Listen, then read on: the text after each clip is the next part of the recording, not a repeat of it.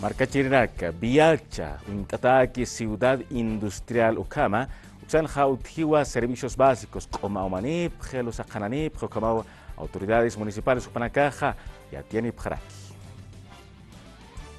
Provincia Ingavi, municipio Viacha Mercanja, servicios básicos toqueta para el equipanja, Ucasapa municipio Nakiwa, Tjarakitapa ma empresa Uma toquetja.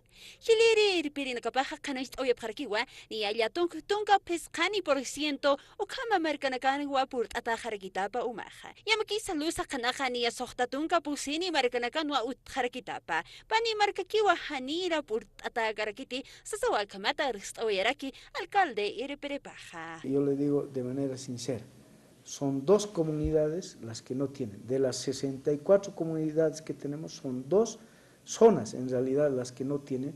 Pero ¿por qué?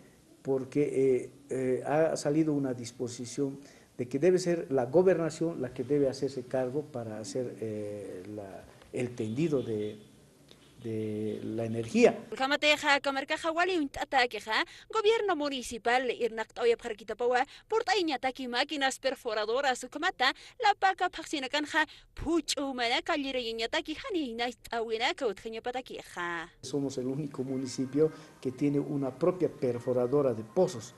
Es decir, Viacha tiene su propia maquinaria y con eso ha estado trabajando.